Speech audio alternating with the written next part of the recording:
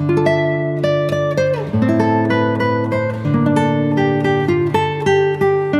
Evening everyone. तो अभी तक जो है हमने इंग्लिश ग्रामर, हिंदी ग्रामर और अपने एचपी की जो डिस्ट्रिक्ट वाइज जो डिटेल है वो डिस्कस कर ली है सारी।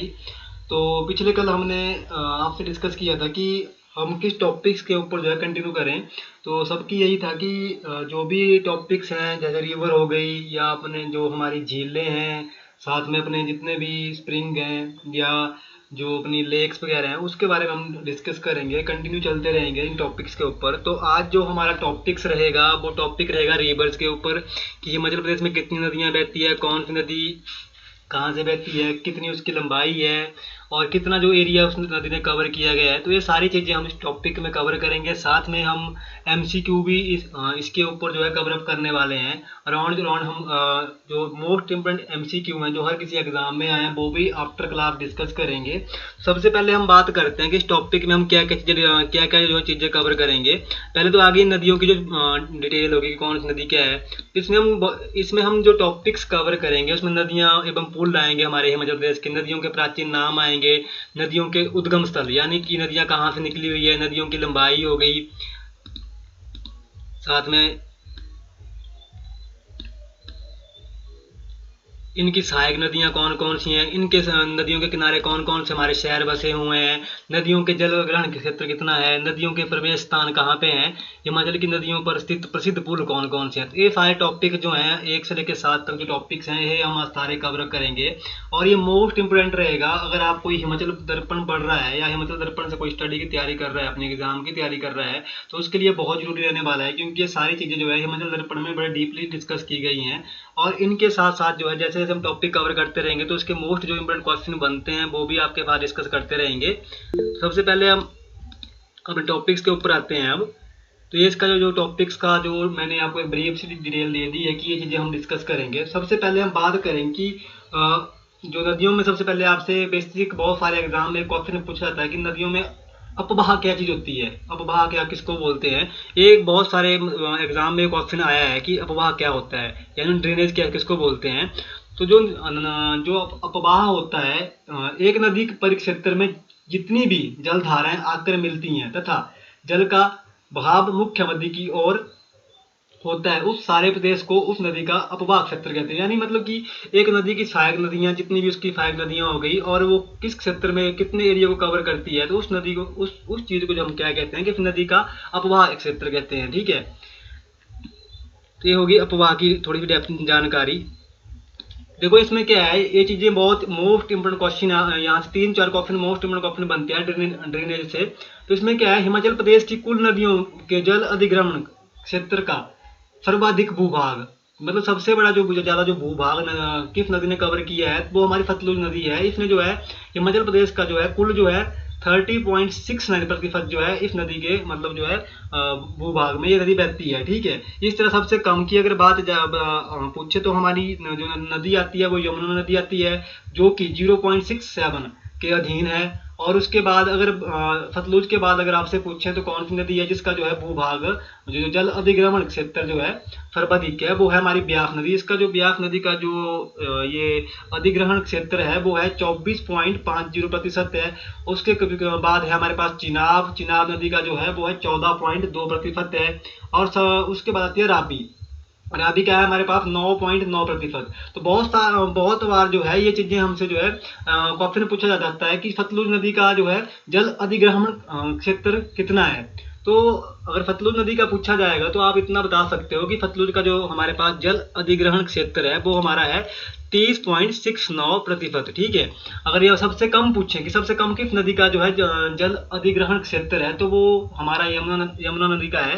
और इस तरह देखो हमारे पास क्या दूसरा तीसरा और चौथा है मतलब ये। ठीक है, ये क्रमशः जो दिया गया है। सबसे अधिक अगर आपसे पूछे तो हमारे पास आती है सतलुज नदी, उससे कम में पूछे तो हमारे पास आती है ब्यास नदी, अगर उससे कम में पूछे तो चिनाब नदी है, अगर उससे कम में पूछे तो हमारी राबी नदी है, और सबसे कम में हमारे से पूछा जाए तो वो हमारी जो है न्यूनतम जो है वो यमुना नदी है। ठीक है, जो कि इनका ये अधिग्रहण क्षेत्र दिया गया है। अब हम बात करेंगे दो नदी तंत्र की। दो नदियां जो डिवाइड की गई है हमारी वो दो नदी तंत्रों से डिवाइड की गई हैं, जो नदियां बांटी गई हैं इस चीज को भी हम क्लियर करेंगे कि चीज होती क्या है, दो नदी तंत्र क्या होता है हमारा, इस चीज को हम डिस्कस करेंगे सही से। देखो हिमाचल प्रदेश की प्रमुख नदियां तथा उनकी सहायक नदियां जो है सिंधु नदी तंत्र तथा एवं गंगा नदी तंत्र का हिस्सा है। मतलब ये जो नदियां हैं हमारी, जो हिमाचल की जितनी भी नदियां हैं, या तो ये सिंधु नदी तंत्र की या गंगा नदी तंत्र की हिस्सा है।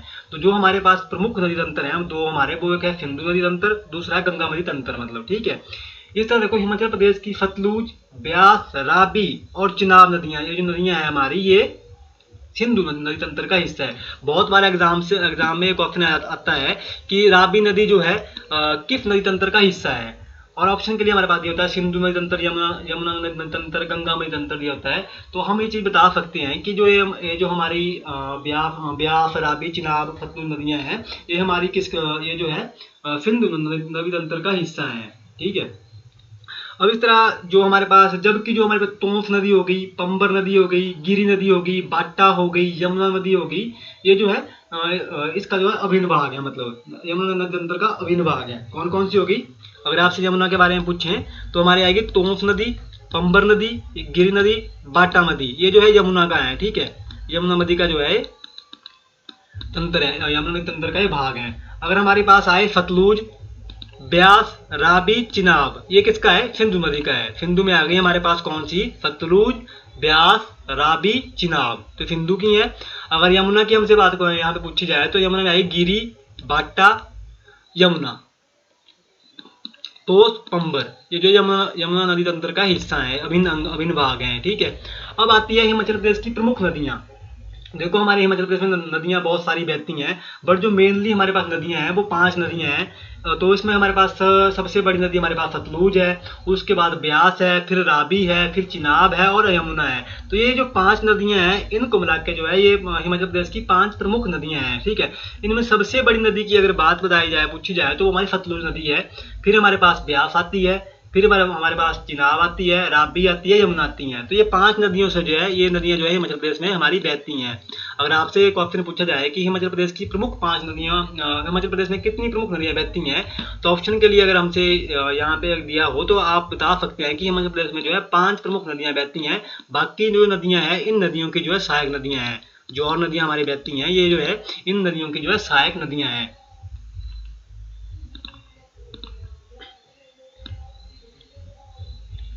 अब देखो हम इसमें सबसे पहले, अब इनके बहुत सारे एग्जाम में ये चीज पूछी जाती है कि नदियों के प्राचीन नाम, यानी उनके पौराणिक नाम संस्कृत में या वैदिक नाम उनसे पूछे जाते हैं। तो देखो हमारी जो सतलुज नदी है, इसका वैदिक नाम जो है, यानी जो वैदिक नाम है वो है सुतुद्री, और संस्कृत में इसका है सतुद्र। और ब्यास का वैदिक है, देखो हमारे पास अर्ज किया, और संस्कृत में पूछा जाए तो विपाशा है। 2 चीजें अलग अलग हैं हमारे पास, इन चीजों को नोट कर लें। ये जो चीजें हैं हमारे पास, वैदिक और संस्कृत। और वैदिक आपसे पूछा जाए तो वैदिक में आपको ये चीज बतानी है, और संस्कृत में पूछा जाए तो ये चीज बतानी है। तो देखो हमारी जो ब्यास नदी है, इसका संस्कृत नाम है विपाशा। ये जो क्वेश्चन है, ये बहुत मोस्ट इम्पोर्टेंट क्वेश्चन है। ये सतलुज ब्यास वाला जो क्वेश्चन है, ये बहुत इंपोर्टेंट क्वेश्चन है। ये बहुत बार हर एग्जाम में क्वेश्चन पूछे गए हैं, किसी न किसी एग्जाम में क्वेश्चन रिपीट आए हैं कि ब्यास नदी का जो है वैदिक नाम बताइए। तो किसका क्या हो गया? अर्ज किया। और संस्कृत में इसका पूछे तो विपाशा। ये बहुत जरूरी है, बहुत इंपोर्टेंट क्वेश्चन है, मोस्ट इंपोर्टेंट क्वेश्चन है। इस क्वेश्चन को आप नोट कर लें, ये क्वेश्चन किसी न किसी एग्जाम में आया है, और बहुत बारे क्वेश्चन जो पूछा जाता है एग्जाम में। इस तरह देखो हमारे पास रावी नदी है, इसका जो वैदिक नाम है वो है पुरुषणी, और संस्कृत नाम है इसका इरावती। देखो अब क्या हो गया, सतलुज का आ गया संस्कृत में नाम जो हमारे पास आया वो है सतुद्र, ब्यास का आया विपाशा, और रावी का आया इरावती, और चिनाब का जो है इसमें कोई नाम नहीं इसका संस्कृत में वैसे।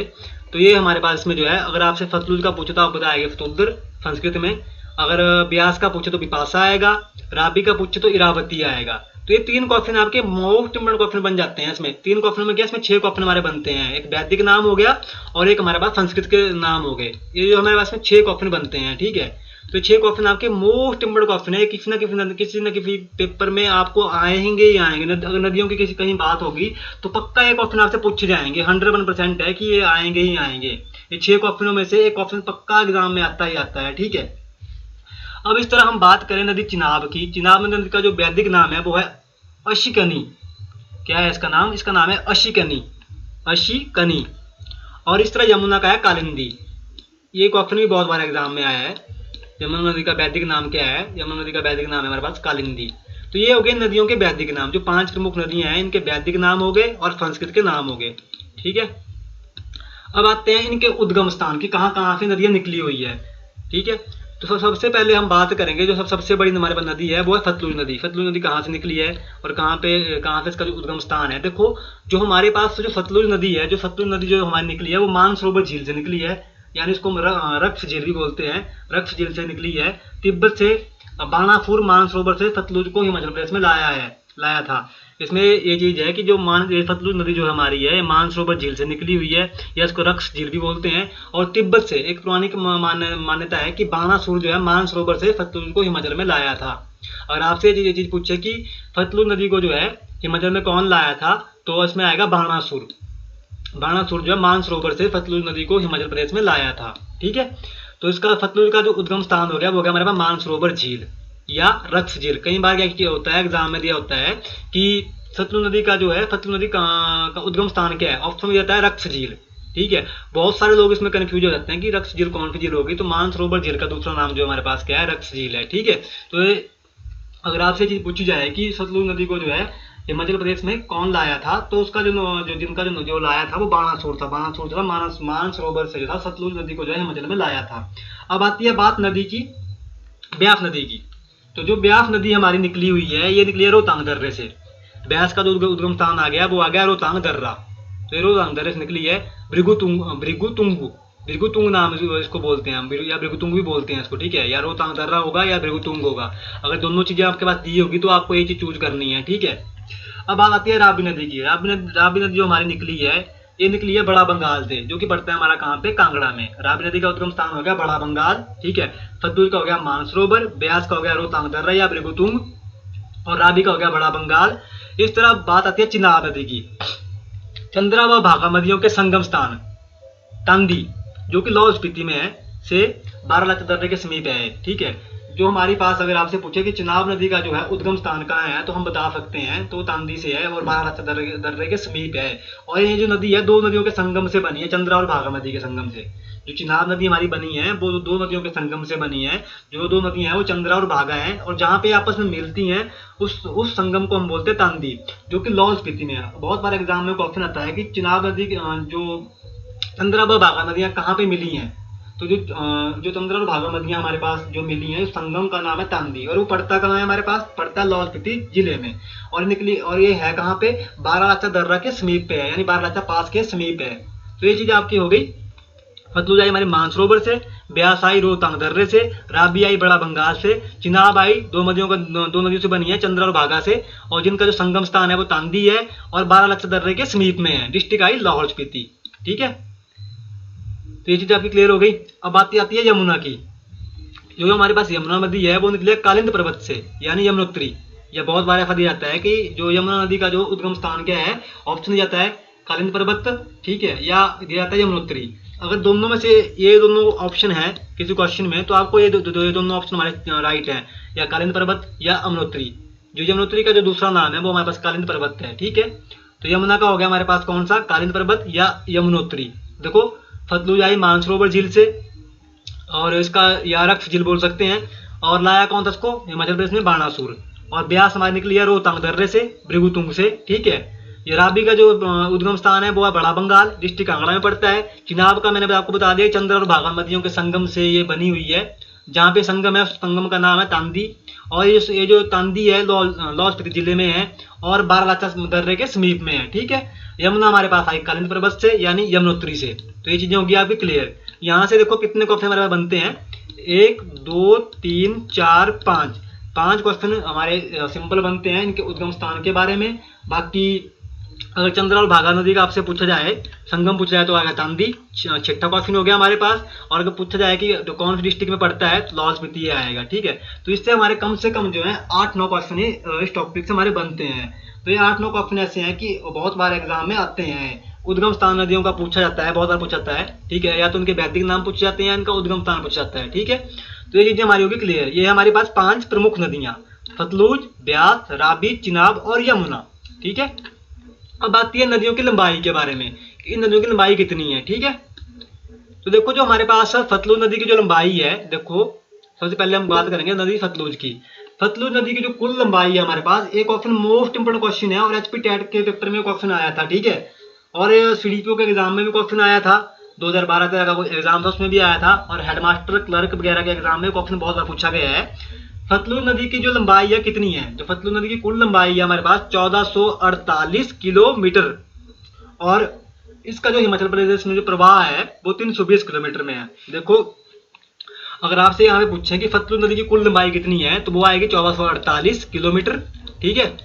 अगर पूछा जाए कि हिमाचल प्रदेश में इसका प्रभाग क्षेत्र कितना है, ठीक है, तो प्रभाग क्षेत्र हिमाचल प्रदेश में कितना है, 220 किलोमीटर, मतलब हिमाचल प्रदेश में 220 किलोमीटर ये एरिया कवर करती है सारा, ठीक है। तो ये होगी सतलुज के बारे में। तो सतलुज की जो कुल लंबाई होगी हमारे पास कितनी होगी, 1448, एक ऑप्शन ये बन गया, ठीक है। हिमाचल प्रदेश में प्रभाग क्षेत्र कितना है इसका, वो हो गया हमारे पास 320 किलोमीटर। अगर आपसे एक ऑप्शन पूछे कि सतलुज नदी का जो है प्रवाह क्षेत्र हिमाचल प्रदेश में कितना है तो वो है हमारे पास 320 किलोमीटर। मोस्ट इंपोर्टेंट क्वेश्चन है दोनों, ये मोस्ट इंपोर्टेंट क्वेश्चन है, किसी ना किसी एग्जाम में आ सकता है, ठीक है। आगे देखते हैं हम ब्यास नदी। ब्यास नदी की कुल लंबाई जो हमारे पास है वो 460 किलोमीटर है, ये चीज आपको याद रखनी है। सतलुज की कुल लंबाई आई 1448, ब्यास की कुल लंबाई आई 460 किलोमीटर। और हिमाचल प्रदेश में जो ब्यास का जो प्रभाग क्षेत्र है और प्रतिशत में पूछे तो 24 पॉइंट समथिंग है, और अगर इसमें किलोमीटर में पूछे तो वो है हमारे पास 256 किलोमीटर। तो 256 किलोमीटर जो है हिमाचल प्रदेश को कवर करती है हमारी कौन सी नदी, ब्यास नदी। तो सतलुज का आया 320, ठीक है, ब्यास का आया 256। सतलुज की कुल लंबाई कितनी आई हमारे पास 1448, और ब्यास की कितनी आई 460, ठीक है। तो ये हमारे इसमें चार क्वेश्चन हमारे पास बन रहे हैं, ठीक है। अब इस तरह हम बात करेंगे जो हमारे पास अगली नदी है वो है हमारे पास रावी नदी। तो देखो रावी नदी की कुल लंबाई जो है हमारे पास वो है 720 किलोमीटर, ठीक है। रावी नदी की कुल लंबाई आई 720 किलोमीटर। हिमाचल प्रदेश में इसका जो प्रभाग क्षेत्र है 158 किलोमीटर है। बाकी जो है निकल के जो है किस में निकलती है, जाती है जम्मू एंड कश्मीर में। रावी जो निकलती है फिर हिमाचल से जब छोड़ती है तो जम्मू एंड कश्मीर में जाती है, ठीक है। तो हिमाचल प्रदेश में जो इसकी रावी की जो लंबाई जो प्रभाग क्षेत्र है वो 158 किलोमीटर है, और टोटल इसकी लंबाई कितनी है हमारे पास 720 किलोमीटर, ठीक है। अब बात करते हैं हम किसकी, चिनाब नदी की। तो चिनाब नदी का जो कुल लंबाई है हमारे पास, चिनाब नदी की कुल लंबाई हमारे पास 1200 किलोमीटर है, ठीक है। हिमाचल प्रदेश में इसका प्रभाग क्षेत्र है 122 किलोमीटर। तो रावी नदी की कुल लंबाई कितनी होगी 1200 किलोमीटर, ठीक है। हिमाचल प्रदेश में इसका प्रभाग क्षेत्र हो गया 122 किलोमीटर। तो ये हो गया हमारे पास रावी आई 158, ठीक, और हमारे पास ब्यास आई 256, और हमारे पास ये चिनाब आई कितनी 122। तो ये चीजें होगी हमारे पास क्लियर, ठीक है। अब हम बात करेंगे यमुना नदी की। तो यमुना नदी की कुल लंबाई है 1525 किलोमीटर, ठीक है, और हिमाचल में इसका प्रभाग क्षेत्र कितना है, सबसे कम है वो है 22 किलोमीटर, 0.97% है। और ये पता है कहाँ पे, पोंटा साहिब में, ये जो है पोंटा साहिब में है, 22 किलोमीटर पोंटा साहिब में निकलती है, ठीक है। और इसकी कुल लंबाई कितनी है 1525 किलोमीटर, ठीक है। और इसकी जो है हमारे पास है वो टोटल जो है वो 22 किलोमीटर है। तो ये आपके यहाँ पे कम से कम अभी तक जो है 22, 23, 24, 25 क्वेश्चन के समथिंग क्वेश्चन आपके यहाँ पे बन चुके हैं। अब आती है इनकी सहायक नदियों की, जो हमने 5 नदियां की। अब बहुत सारे बोल रहे हैं कि सर मतलब कि इसकी नदियां तो बहुत सारी बहती है, मैंने आपको बताया है। तो अब हम बात करेंगे कि कौन सी नदी किस नदी की सहायक नदी है, ठीक है। तो देखो सबसे पहले हम बात करेंगे नदी सतलुज की, क्योंकि सबसे बड़ी नदी है सतलुज। तो सतलुज की जो नदी है हमारे जो सहायक नदियां हैं वो है बसपा नदी और स्पीति नदी। सतलुज की सिर्फ 2 सहायक नदियां हैं, बसपा नदी और स्पीति नदी, ठीक है। ब्यास की आई बनेर, बाणगंगा, लूनी, पार्वती, सैंज, तीर्थन, हारला, उहल। ब्यास नदी की जो सहायक नदियां हमारे पास आती है, ब्यास की जो आती है देखो क्या आती है, बनेर, बाणगंगा, लूनी, पार्वती, सैंज, तीर्थन, हारला। ये जो देखो हमारे पास ये जो नदियां यहाँ पे है, ये जो है ये हमारी इनसे बहुत सारे क्वेश्चन पूछ जाते हैं, लूनी, पार्वती, सैंज से, तीर्थन से। ये कुल्लू की नदियां, कुल्लू की है, ठीक है। तो ब्यास की कितनी होगी नदियां, 1, 2, 3, 4, 5, 6, 7, 8।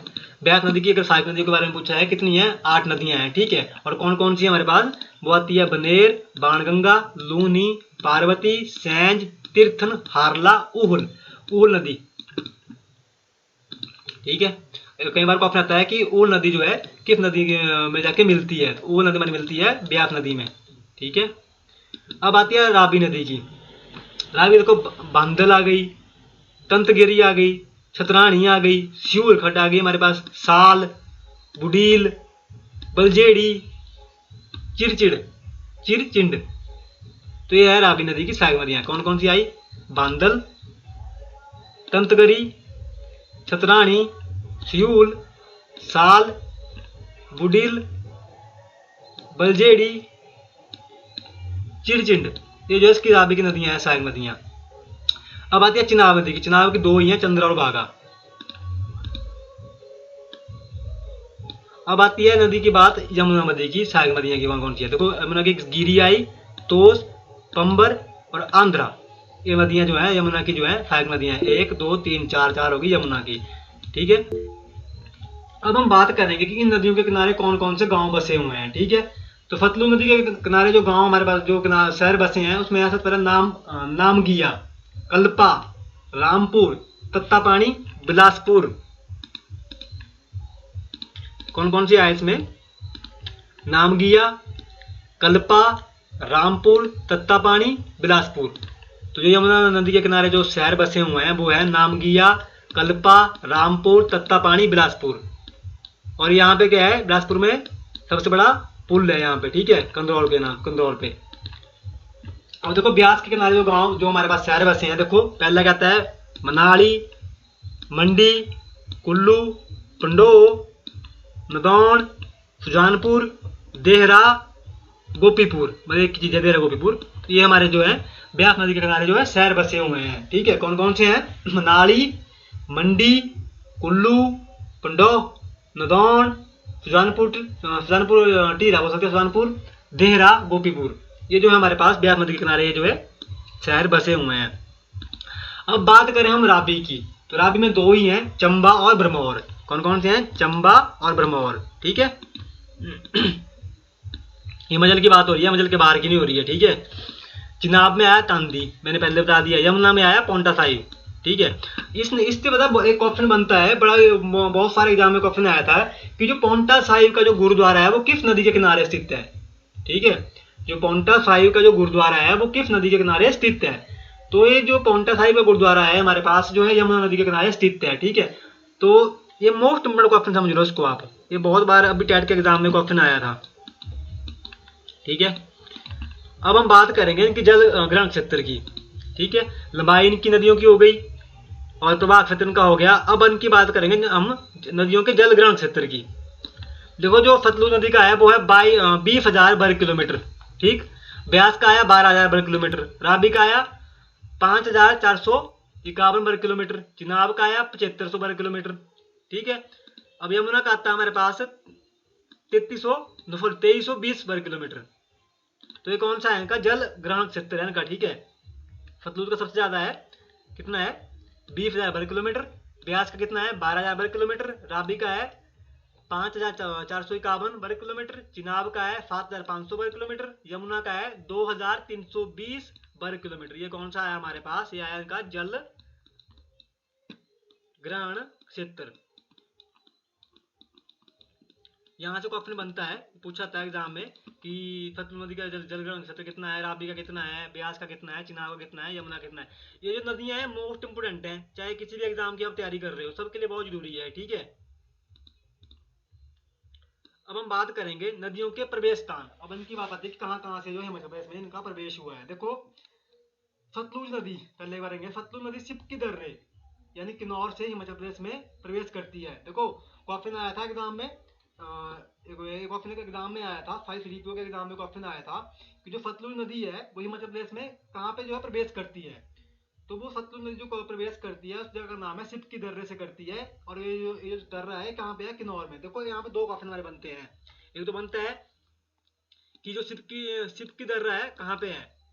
सिपकी दर्रा हमारे पास किन्नौर में आया। दूसरा आता है कि सतलुज नदी हिमाचल प्रदेश में कहाँ से प्रवेश करती है? कहाँ से करती है? सिपकी दर्रे से। ठीक है, और भाखड़ा गांव से पंजाब में प्रवेश करती है। और ऐसे पूछा जाए कि हिमाचल प्रदेश को सतलुज नदी कहाँ पे छोड़ती है, तो वो छोड़ती है भाखड़ा गांव से और पंजाब में प्रवेश करती है।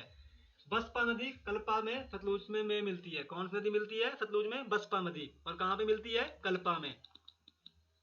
ये सहायक नदी है इसकी, अभी हम डिस्कस किया है हमने। कल्पा में जो है सतलुज नदी में मिलती है। ठीक है। सतलुज किन्नौर को छोड़ शिमला जिले में छोरा में प्रवेश करती है। बहुत बार क्वेश्चन आता है कि सतलुज नदी शिमला में कहाँ पे प्रवेश करती है? किन्नौर को छोड़ के तो होता है छोरा नामक स्थान पे। ठीक है। स्पीति नदी सतलुज में नामंगिया खाब किन्नौर में मिलती है, नामंगिया में मिलती है। सतलुज स्पीति नदी जो है सतलुज में कहाँ मिलती है? नामंगिया में। देखो यहाँ पे क्वेश्चन कितने आते हैं हमारे पास। पहला आ गया इसका प्रवेश स्थान आया सिप की दर्रा। ठीक है। छोड़ती कहाँ पे है? हिमाचल प्रदेश को बाखड़ा में। ठीक है। और बसपा नदी कहाँ मिलती है? इसमें कल्पा में। ठीक है। और शिमला में कहाँ पे किस स्थान पे मिलती है प्रवेश करती है? तो छोरा नामक स्थान पे करती है। और सतलुज नदी स्पीति नदी कहाँ पे से मिलती है? उसका नाम है नामंगिया यानी खाब में या किन्नौर में मिलती है। ठीक है। तो कितने क्वेश्चन यहाँ बन गए यहाँ पे इसी टॉपिक से हमारे को 8-9 क्वेश्चन बन गए। ठीक है। आगे चलते हैं। ब्यास नदी। ठीक है। ब्यास नदी जो हिमाचल में वो मंडी में जो जब प्रवेश करती है हिमाचल में, तो ब्यास नदी प्रवेश करती है बिजौरा में। ठीक है। बिजौरा में ये प्रवेश करती है हिमाचल प्रदेश में। और छोड़ती तथा कांगड़ा से संदोड़ में प्रवेश करती है। जो हिमाचल ब्यास नदी है वो 2 जगह पे जो है प्रवेश करती है हिमाचल प्रदेश में। एक करती है बिजौरा नामक स्थान पे जो कि मंडी से आगे है थोड़ा जाके, और दूसरा करती है संदोड़। तो ये मध्य प्रदेश में ब्यास नदी 2 जगहों पे जो है प्रवेश करती है। कहाँ करती है? बिजौरा, दूसरा संदोड़। और कांगड़ा में निकलती है संदोड़ से। ठीक है। ये होगी ब्यास की बात। ठीक है। अब बात आती है राप्ती नदी की। तो राप्ती नदी जो है चंबा में खैरी स्थान पर है। जब मैंने डिस्ट्रिक्ट चंबा की थी तो मैंने आपको सारी चीजें डिस्कस की थी। ठीक है। मतलब ये सारी चीजें मैंने हर डिस्ट्रिक्ट में कवर की हैं। जिसने सही से लेक्चर सुने हैं पीछे वाले उनको पता है। ठीक है। तो जो राप्ती नदी हमारे पास चंबा में जो आती है वो आती है खैरी स्थान, खैरी नामक स्थान पे। ठीक है। और निकलती कहाँ पे है? जम्मू कश्मीर में प्रवेश करती है। खैरी में जो है खैरी में जो है खैरी स्थान से जो है मतलब ये मतलब प्रवेश करती है और निकलकर जम्मू में प्रवेश करती है। ठीक है। आती निकलती कहाँ है? खैरी में। ठीक है। और प्रवेश कहाँ करती है? जम्मू कश्मीर में। ठीक है। अब बात करें चिनाब नदी की। तो चिनाब जो नदी है हमारी चंबा में भुजिंद से प्रवेश कर संसारी नाले से चंबा को छोड़कर कश्मीर में प्रवेश करती है। चिनाब नदी कहाँ पे है? देखो चिनाब जो है नदी चंबा से भुजिंद से प्रवेश कर संसारी नाले से चंबा को छोड़कर कश्मीर में प्रवेश करती है। ठीक है। अब बात करते हैं हम किसकी? यमुना नदी की। जो यमुना नदी जो है हिमाचल में आती है वो आती है खोदर माजरी में प्रवेश करती है। देखो ये कहाँ पे करती है? खोदर माजरी से। ठीक प्रवेश करती है। और काजेवाला से में हिमाचल प्रदेश से निकलकर हरियाणा में मिलती है। कहाँ पे प्रवेश करती है? खोदरी माजरी से। और निकलती कहाँ से है? काजेवाला से निकलकर कहाँ पे जाती है? हरियाणा में चली जाती है। तो ये हो गए नदियों के प्रवेश और निकलने के स्थान, कहाँ से आती हैं और कहाँ से ये मध्य प्रदेश को छोड़ती हैं। तो ये आपका टॉपिक क्लियर हो गया। इसमें कम से कम आपके जो है राउंड जो है 12-13 क्वेश्चन इसमें बन चुके हैं अभी तक हमारे। अब हम बात करेंगे इसमें सबसे लास्ट में जो है इन नदियों के सबसे बड़े बड़े पुल कौन कौन से हैं। ठीक है। तो देखो यहाँ पे क्या है जो हिमाचल प्रदेश के प्रसिद्ध पुल है और कौन सी नदी पे पुल है। ठीक है। तो जो सबसे पहले हम बात करेंगे कंदरौर पुल की। सबसे बड़ा पुल है NH 88 पे स्थित है। और किस नदी पे है? सतलुज नदी के ऊपर है। और एशिया का सबसे ऊंचा पुल है। ठीक है। अगर आपसे पूछा जाए कि एशिया का सबसे ऊंचा पुल कौन सा है तो वो आता है हमारे पास कंदरौर। और कौन से हाईवे के ऊपर है? हाईवे है NH 88। नदी कौन सी है? सतलुज नदी। 3 क्वेश्चन बनते हैं हमारे। देखो पहला आता है हिमाचल प्रदेश में जो है कंदरौर पुल कहाँ पे स्थित है? डिस्ट्रिक्ट आएगी बिलासपुर। अब ऐसा पूछा कि हिमाचल प्रदेश में जो है कंदरौर पुल जो है किस नदी पे है? नदी का नाम आएगा सतलुज। ऐसा पूछे कि किस हाईवे पे है तो आएगा NH 88। और एशिया का सबसे ऊंचा ये पुल है। कौन सा है? कंदरौर पुल। 5 क्वेश्चन बन गए कम से कम इससे। ठीक है। अब देखते हैं हम बात करते हैं सलापड़ पुल। ठीक है। ये मंडी बिलासपुर सीमा पर सतलुज नदी पर स्थित है। कंदरौर पुल भी सतलुज पे है, सलापड़ पुल भी किस पे है? सतलुज नदी पे है। ठीक है। अब आपसे ऐसा पूछा जाएगा कि सलापड़ पुल किन 2 जिलों की सीमा पे है? तो जिला का नाम आएगा मंडी और बिलासपुर की सीमा पे स्थित है। ठीक है। अब हम बात करें गंबर पुल की। जो हमारे पास गंबर पुल है ये भी सतलुज नदी पर है और बिलासपुर जिले में स्थित है। ठीक है। तो बिलासपुर में कितने पुल आ गए सतलुज नदी पे? देखो, कंदरौर आया, सलापड़ आया, गंभीर पुल आया। ये जो पुल हमारे हैं, तीनों पुल किसमें हैं? सतलुज नदी के ऊपर हैं। सतलुज के ऊपर ये पुल हैं, ठीक है। तो अब हम बात करेंगे आगे पंडोह पुल, ठीक है, जो बड़े पुल हैं हमारे, ठीक है। पंडोह पुल, ब्यास नदी पर पंडोह पुल, ठीक है। मंडी पुल, नदौन पुल, देरा, गोपीपुर पुल स्थित हैं। और आपसे पूछा जाए कि ब्यास नदी पर कौन कौन से पुल हैं, तो पुल आएगा पंडोह पुल, ठीक है। दूसरा आएगा हमारे पास मंडी पुल, नदौन पुल, देरा गोपीपुर या विक्टोरिया ब्रिज, जो हमारे पास जो है ब्यास नदी के ऊपर स्थित हैं। अगर आता है हमारे पास कौन सा? तत्तापानी पुल, सतलुज नदी पर शिमला करसोग सड़क पर स्थित है, ठीक है। तत्तापानी जो पुल है किस पे है सतलुज नदी के ऊपर, और कहाँ पे है? शिमला करसोग मार्ग पर स्थित है। अब आता है हमारे पास कौन सा पुल? Lurie bridge. ये भी हमारा किस पे है? सतलुज नदी पर है और शिमला कुल्लू सीमा पर स्थित है। जो हमारे पास लूरी पुल है, ये कौन सी सीमा, जिलों की सीमा पर है? कुल्लू शिमला की सीमा पर स्थित है, ठीक है। और अगला आता है बागतू पुल, ये किन्नौर में स्थित है, ठीक है। क्वेश्चन बनता है कि बागतू पुल कहाँ पे स्थित है, तो आएगा जिला का नाम आएगा किन्नौर में, ठीक है। और कौन सी नदी पे है? सतलुज नदी पे है। अब पूछे कि लूरी पुल कहाँ पे स्थित है? लूरी हमारा है शिमला और कुल्लू की सीमा पे, नदी का नाम है सतलुज। अगला आता है राख पुल, चंबा बरमौर सड़क पर रावी नदी पर स्थित है। राख पुल, क्वेश्चन याद पूछ ले, राख पुल कहाँ स्थित है, तो हमारे पास राख पुल है चंबा बरमौर सड़क पर और रावी नदी पर स्थित है, ठीक है। इससे हमारे पास क्या है? खड़ामुख पुल कहाँ पे है? चंबा बरमौर सड़क पर है और रावी नदी पर स्थित है। कहाँ पे है? चंबा और बरमौर सड़क पे है और रावी नदी पे है। राख पुल भी और खड़ामुख पुल भी चंबा नदी में है, चंबा और बरमौर मार्ग पे स्थित है और रावी नदी के ऊपर है, ठीक है। अगर आता है हमारे पास फतौन पुल, बहुत इंपोर्टेंट क्वेश्चन है। फतौन पुल कहाँ पे स्थित है? सिरमौर जिले के पोंटा सलाई मार्ग पर स्थित है और गिरी नदी पे है। और आपसे पूछा जाए कि फतौन पुल किस नदी पे बना है, नदी का नाम आएगा गिरी। अगर पूछे कि डिस्ट्रिक्ट कौन सी है, डिस्ट्रिक्ट आएगी सिरमौर। अगर जगह का नाम पूछे कि कौन से मार्ग पे है ना, मार्ग का नाम आएगा पोंटा सलाई मार्ग पे स्थित है, ठीक है। इस तरह आता है हमारे पास जलेड़ा पुल, ठीक है, सुबान नदी पर है जलेड़ा पुल, ठीक है। उन्ना जिला और संतोषगढ़ पुल है इस पे, ठीक है। जलेड़ा पुल उन्ना जिला में स्थित है और संतोषगढ़ पुल स्थित है, ठीक है। ये आ गए हमारे पास पुल, ठीक है।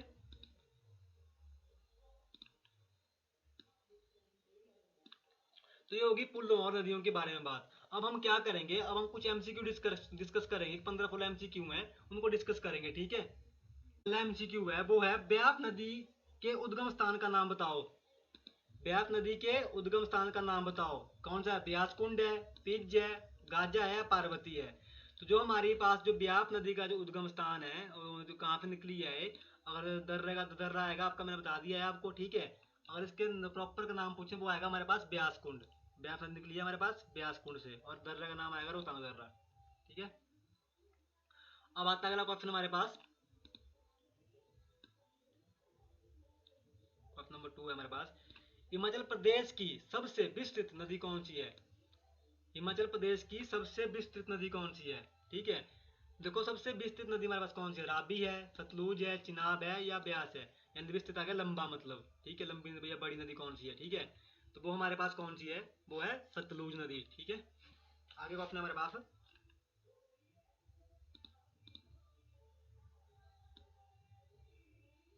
निम्नलिखित में से कौन सी नदी बिलासपुर जिले को लगभग 2 बराबर भागों में बांटती है?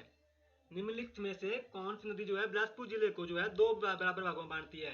रावी, ब्यास, सतलुज या गागस नदी। देखो, नदी आपको पता है कि मतलब जो है बड़ी नदी कौन सी है, और वो है हमारे पास सतलुज नदी। तो सतलुज नदी कहाँ पे निकलती है हमारी, कौन से जिले में जाती है हमारी? बिलासपुर जिले में, ठीक है। तो इसका राइट आंसर आएगा हमारे पास सतलुज नदी। सतलुज नदी जो है बिलासपुर जिले को लगभग 2 बराबर भागों में बांटती है, ठीक है।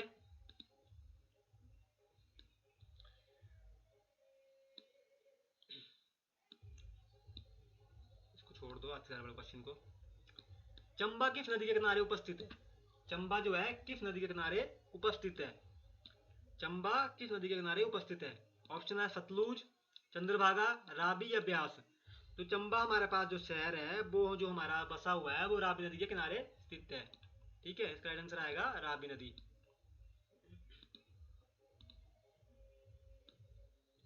अगला क्वेश्चन है सतलुज नदी का उद्गम कहाँ से होता है। देखो क्वेश्चन आ गया वही वाला, सतलुज नदी का जो है उद्गम कहाँ से होता है, कहाँ से होता है देखो, किब्बर, कैलाश, मानसरोवर झील या रोहतांग दर्रा।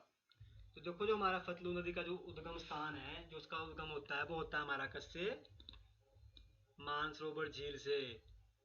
इसको कौन लाया था हिमाचल प्रदेश में, बाणासुर हिमाचल प्रदेश में इसको लाया था। ठीक है, और इसको रक्स झील भी बोलते हैं हम। ठीक है, तो इसका जो है ये उद्गम स्थान है सतलुज नदी का।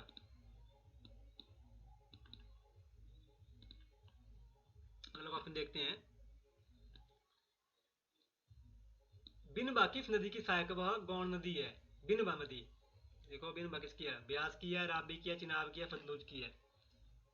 तो जो हमारे पास जो बिनबा नदी है वो किसकी सहायक नदी है, बिनबा ही हमारे किसकी, ब्यास की। जब मैंने ब्यास आपको नदी बताई तो मैंने आपको बिनबा का नाम लिया था, तो इसका राइट आंसर होगा ब्यास। ठीक है, अगला क्वेश्चन देखते हैं, रावी नदी के उद्गम स्थान का नाम निम्नलिखित में क्या है। रावी नदी का उद्गम स्थान पूछा गया है, देखो अब यहाँ पे भरमौर है, बड़ा बंगाल है, छोटा बंगाल है, मणिमेश है। तो जो रावी नदी का जो उद्गम स्थान है मैंने आपको कौन सा बताया था, वो बताया था मैंने आपको बड़ा बंगाल। तो इसका राइट आंसर होगा बड़ा बंगाल। ठीक है, क्वेश्चन नंबर 9 देखते हैं, निम्नलिखित में से कौन सी नदी हिमाचल प्रदेश से संबंधित है। हमारे पास नदियां दी गई है कि हिमाचल प्रदेश से संबंधित है। देखो चिनाब है, रावी है, सतलुज है या सभी। तो ये नदियां हैं, ये सारी नदियां जो है हिमाचल प्रदेश में इनका संबंध है। ये 5 नदियां हिमाचल प्रदेश की प्रमुख नदियां हैं। तो इसमें जो हमारा राइट आंसर होगा वो होगा उपयुक्त सभी। कौन सा होगा, उपयुक्त सभी। सतलुज भी आती है, चिनाब भी आती है, रावी भी आती है, ये हिमाचल प्रदेश में बहती हैं। ठीक है, अगला क्वेश्चन हमारे पास देखो यहाँ पे है, 3 छोटी छोटी नदियां बाणगंगा, कुरली तथा नयागुल किस जिले में है। 3 छोटी छोटी नदियां बाणगंगा, कुरली तथा नयागुल किस जिले में है। बिलासपुर में है, सिरमौर में है, सोलन में है, कांगड़ा में है। हमसे इनका नाम, जिलों का नाम पूछा गया है, तो कौन से जिले में है। तो ये जो बाणगंगा हो गया, कुरली, नयागुल हो गया, ये जो नदियां हमारी बहती हैं ये बहती हैं हमारे पास जिला कांगड़ा में, ये जिला कांगड़ा में है। ठीक है,